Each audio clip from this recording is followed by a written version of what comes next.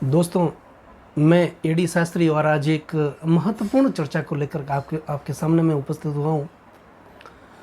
वो है दोस्तों राशि रत्न के बारे में कि रत्न कैसे पहने, किस विधि विधान से पहने और कौन से ग्रह का रत्न पहने, किस अंगुली में धारण करें।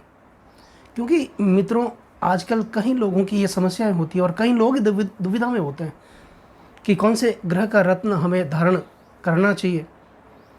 और अपनी मन मर्जी से, अपनी इच्छा से कई लोग रत्न धारण कर लेते हैं या फिर कोई और उन्हें गलत रत्न धारण करने की सलाह दे देते हैं, गलत ग्रहों के रत्नों की धारण करने की सलाह देते हैं। लेकिन ये दोस्तों, ये बिल्कुल ही गलत धारणा है।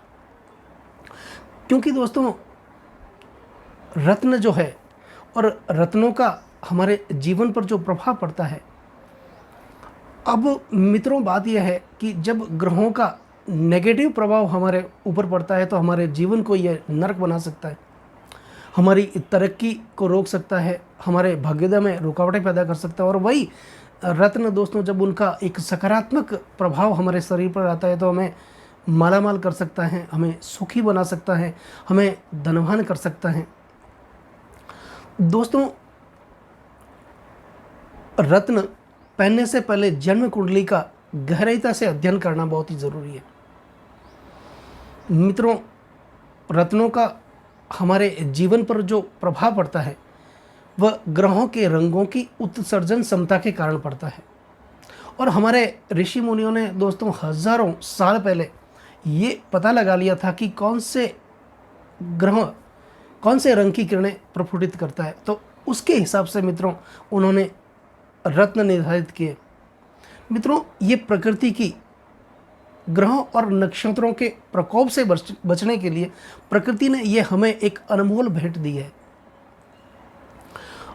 और मित्रों,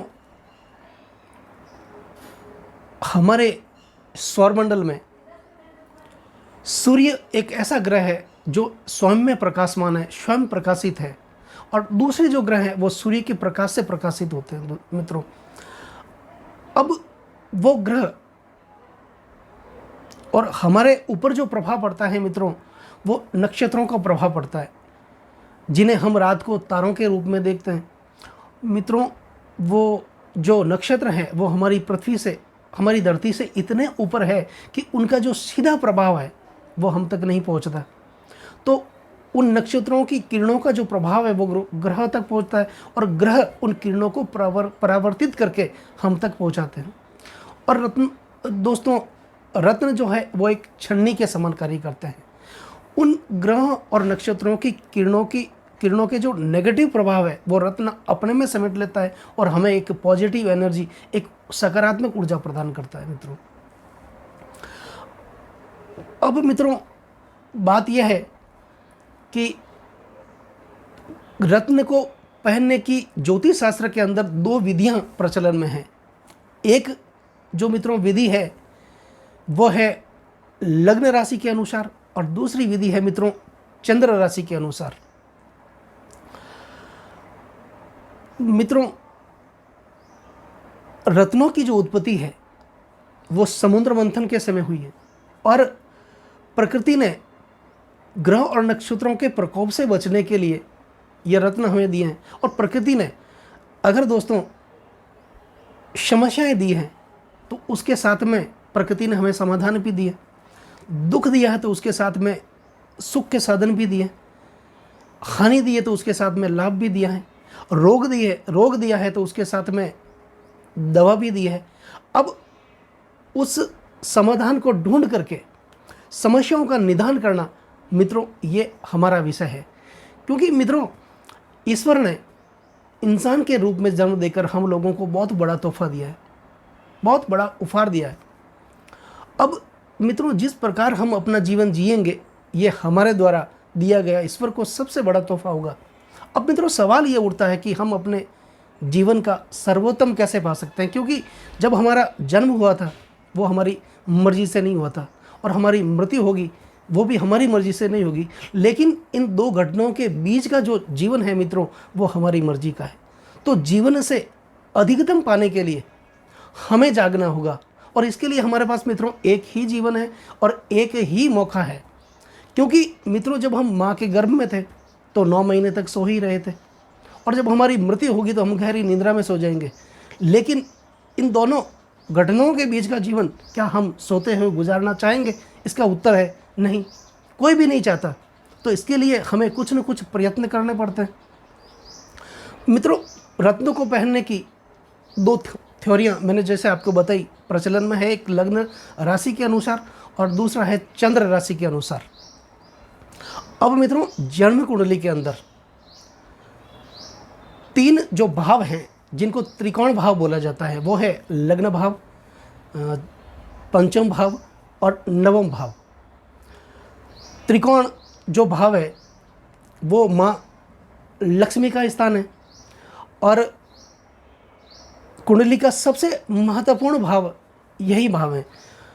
तो लग्न और लग्नेश का जीवन रत्न, पंचम और पंचमेश का पुण्य रत्न, और नवमेश और नवम भाव का भाग्य रत्न, ये मित्रों किसी भी जातक को इनके स्वामियों के रत्न हमेशा धारण करना ये अति शुभ फल प्रदान करता है। मित्रों 4 जो भाव और है जिनको केंद्र भाव बोला जाता है, वो है लग्न भाव, चतुर्थ भाव, दशम भाव और सप्तम भाव, और ये भगवान विष्णु का स्थान है। मित्रों जब इन भाव के स्वामियों का आपस में किसी न किसी प्रकार का संबंध बनता है, क्योंकि मित्रों ग्रहों का आपस में 5 प्रकार का संबंध बनता है। सबसे पहले युति का संबंध, फिर दृष्टि का संबंध, स्थान परिवर्तन का संबंध, भाव परिवर्तन का संबंध और केंद्र त्रिकोण का संबंध। इनमें से जन्म कुंडली के अंदर मित्रों किसी एक प्रकार का भी संबंध बनता है, जिसके कारण मित्रों एक योग की उत्पत्ति होती है, एक योग उत्पन्न होता है जिसका नाम है लक्ष्मी नारायण योग। और मित्रों जिस किसी की भी कुंडली के अंदर इनमें से एक भी योग बनता है तो उस जातक को दुनिया में आगे बढ़ने से कोई रोक नहीं सकता, धनवान बनने से कोई रोक नहीं सकता, और उसकी प्रगति को कोई रोक ही नहीं सकता। ये एक सशक्त योग है मित्रों।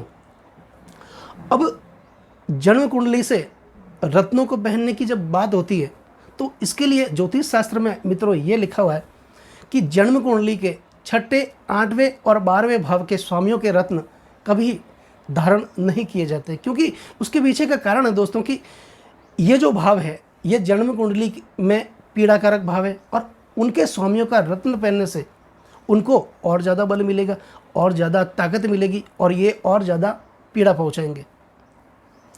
दूसरा जो है मित्रों वो है जन्म कुंडली में ग्रहों के 2 प्रकार के दल होते हैं। एक दल का नेता सूर्य है जिसके सहायक ग्रह हैं चंद्र, मंगल और बृहस्पति, और मित्रों दूसरे जो दल का नेता है वो शनि है जिसके सहायक ग्रह हैं शुक्र, केतु, राहु और बुध। अब जन्म कुंडली के अंदर जिस समुदाय का नेता, जिस दल का नेता लग्न का स्वामी होता है मित्रों, उसके सहयोगी ग्रहों के रत्न हमेशा धारण किए जाते हैं, विपक्ष के कभी धारण नहीं किए जाते। अगर करते हैं तो फिर ये हानि पहुंचाते हैं।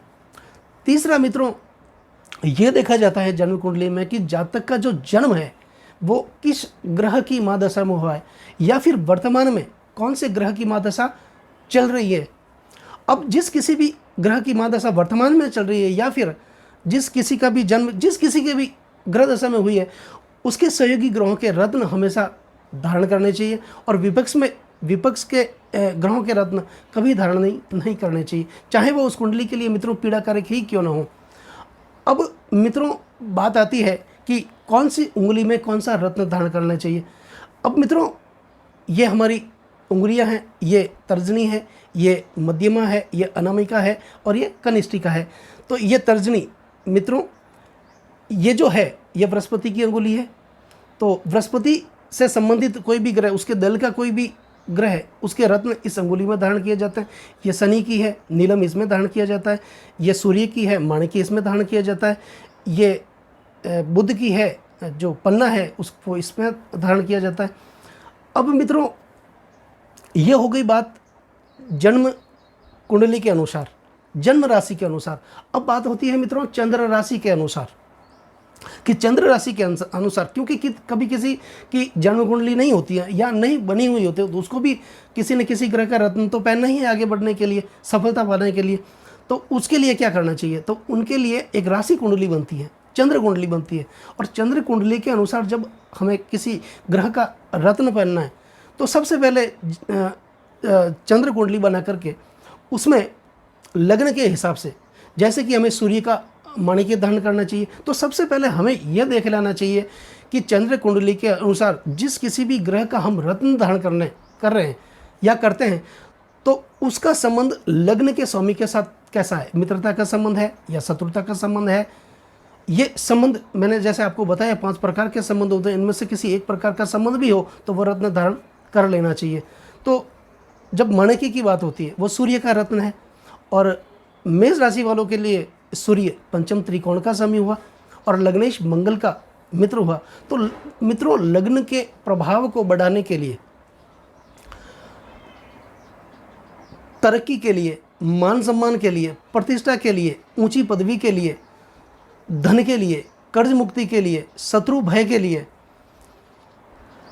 और आत्म रक्षा के लिए, आत्म प्रतिष्ठा के लिए, शारीरिक शुद्धि के लिए माणिक्य धारण करना अति शुभ रहता है।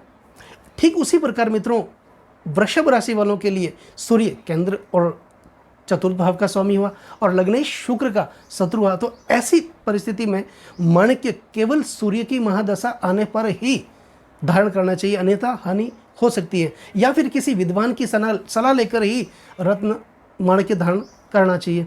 अब बात आती है मित्रों मिथुन राशि वालों के लिए। तो मिथुन राशि वालों के लिए सूर्य तृतीय भाव का स्वामी हुआ, सहज भाव का स्वामी हुआ, पराक्रम भाव का स्वामी हुआ और लग्नेश बुध का शत्रु हुआ। तो ऐसी स्थिति में माणिक्य कदाचित धारण नहीं करना चाहिए। अब बात आती है मित्रों कर्क लग्न वालों के लिए या कर्क राशि वालों के लिए। तो कर्क राशि वालों के लिए सूर्य द्वितीय भाव का स्वामी हुआ और लग्नेश चंद्रमा का मित्र हुआ। तो उस स्थिति में माणिक्य धारण कर लेना चाहिए, क्योंकि मित्रों धन भाव जो है वो मारक भाव भी है। तो अगर माणिक्य के साथ चंद्रमा का जो मोती है वो भी धारण कर लिया जाए तो ये और भी दुगने प्रभाव से सफलता प्रदान करता है। अब बात आती है मित्रों सिंह राशि वालों के लिए। तो सिंह राशि वालों के लिए सूर्य जो है वो अपने ही भाव में विराजमान होगा, तो उस परिस्थिति के लिए आजीवन माणिक्य धारण कर लेना चाहिए। अब बात आती है कन्या राशि वालों के लिए। तो कन्या राशि वालों के लिए सूर्य जो है चंद्र राशि में, चंद्र कुंडली में द्वादश भाव का स्वामी हुआ और द्वादश भाव के स्वामियों के रत्न वैसे मैंने आपको पहले भी बताए वो धारण नहीं करने चाहिए। तो ठीक उसी प्रकार से मित्रों कुंडली का अध्ययन करके, कुंडली का विश्लेषण करके जो भी हम रत्न पहनने जा रहे हैं उसके स्वामी का, उसके लग्न के स्वामी के साथ मित्रता है या शत्रुता, उसका संबंध देख लेना चाहिए। और मित्रों अगर आपको भी अपनी कुंडली का अध्ययन करवाना है या कुंडली का विश्लेषण करवाना है या ज्योतिष के किसी प्रकार के कार्य के लिए आप मुझसे संपर्क कर सकते हैं। और आपसे निवेदन है मित्रों कि इस वीडियो को आप ज़्यादा से ज़्यादा सब्सक्राइब करें, ज़्यादा से ज़्यादा शेयर करें, ज़्यादा से ज़्यादा लाइक करें, क्योंकि मित्रों एक बात है, मैंने आपकी प्रगति के लिए, आपकी उन्नति के लिए, आपके आगे बढ़ने के लिए और आपके कन्फ्यूज़न को दूर करने के लिए ये वीडियो मैंने बनाया आपके लिए। और ये जो बात है मित्रों कि ज्ञान हमेशा बांटने से बढ़ता है। जब आपके माध्यम से किसी के भले के लिए, किसी के अच्छे के लिए आप इस वीडियो को शेयर करेंगे आगे, तो एक प्रकृति का मित्रों सिद्धांत है कि कर भला तो हो भला। आप किसी के लिए अच्छा सोचेंगे, आपके साथ ही अच्छा होगा। तो मित्रों ज्योतिष के कार्य में किसी भी प्रकार की समस्याओं के समाधान के लिए अगर आप मुझसे संपर्क करना चाहते हैं तो आप मेरे नीचे दिए गए नंबरों पर संपर्क ज़रूर कर सकते हैं।